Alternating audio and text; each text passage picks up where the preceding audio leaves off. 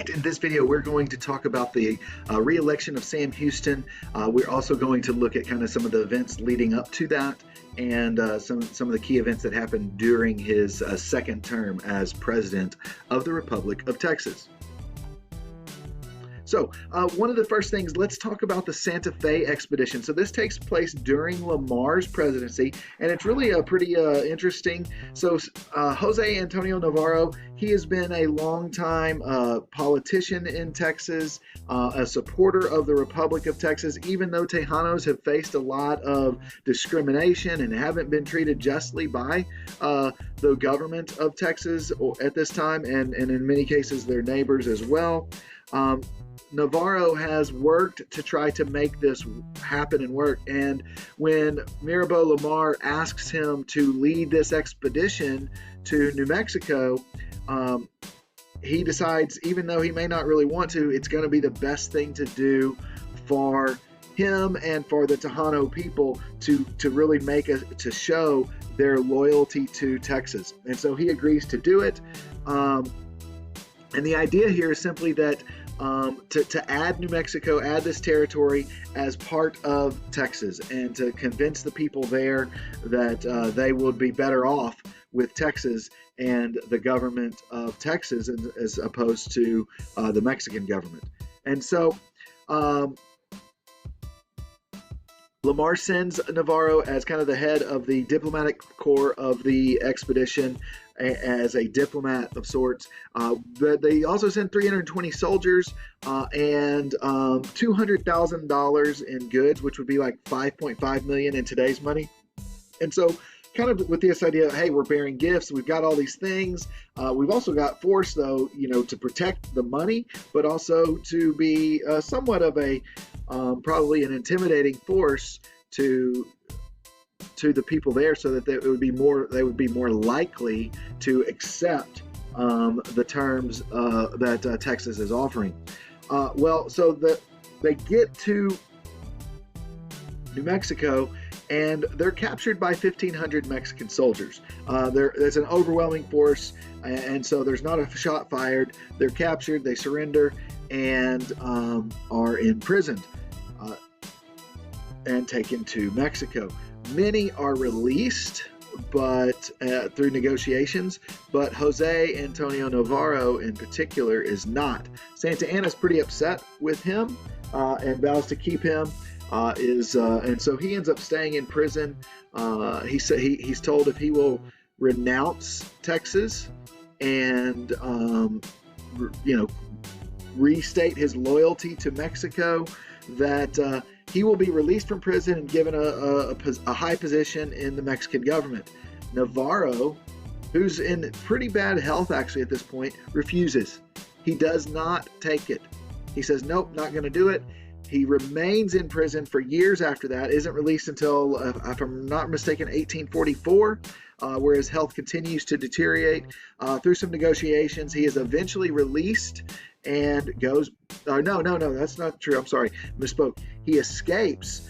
He is actually able to escape prison with the help of some others, and makes it back to Texas as a hero of Texas that would not renounce his loyalty to Texas. So Jose Antonio Navarro, a powerful figure and a person to be admired in many ways. So Sam Houston is reelected. After Lamar's term expired, Sam Houston was reelected.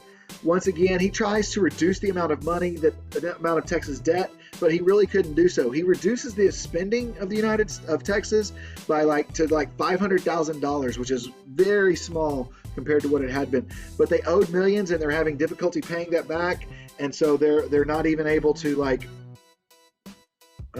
cover the interest, and so the debt grows from like $8 million to $12 million during this time.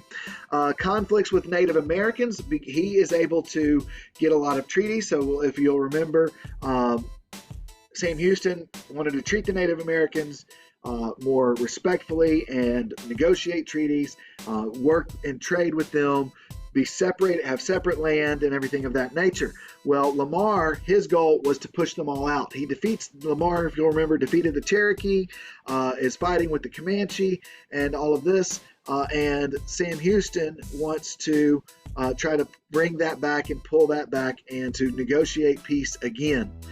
He is much more successful at that and is able to bring about a certain amount of peace during this time.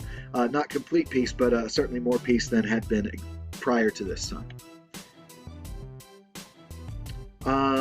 But one of the things that happens, we read all about the Archives War yesterday, so I'm not going to go through all of this today, but there was an attack on San Antonio, and San Antonio was captured by the Mexican army, and that led to Sam Houston saying, hey, we've got to protect the archives and our papers, and so he's going to go move those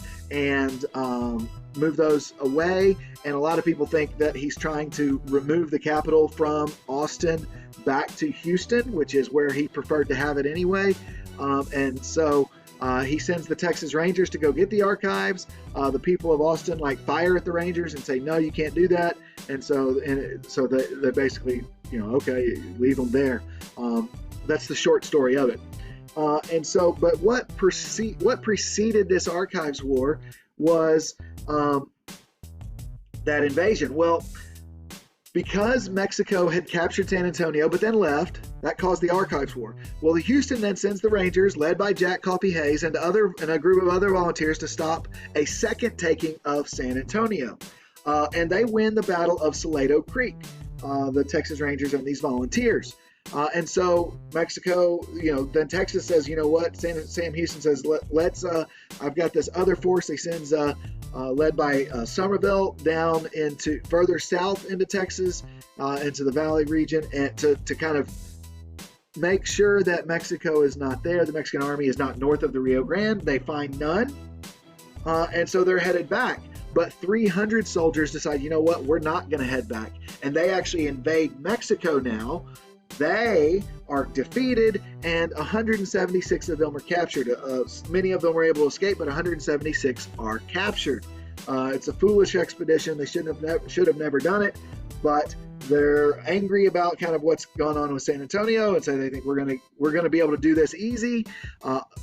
Underestimating the forces of the Mexican army, not necessarily expecting to find such a large Mexican army in that place, and so they are defeated. This leads to the drawing of the black beans, what is also called the black bean episode.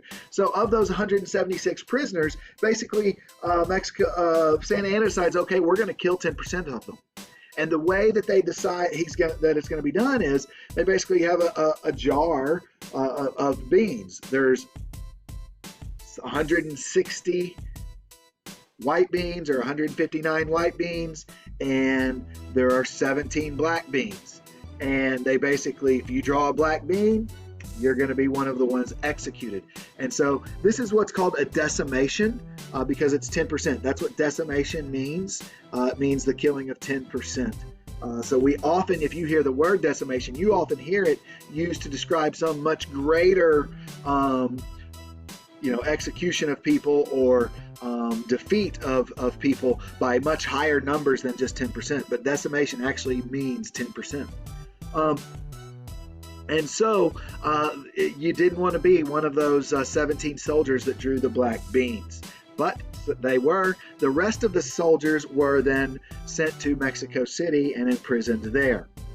So that is kind of where we are going to stop for today. That finishes up some of the conflict and the fighting that happens between Texas and Mexico. We've got some other issues to look at still in the Republic of Texas days, but that kind of gives us some of the key battles and fighting that takes place between Texas and Mexico still during the Republic of Texas.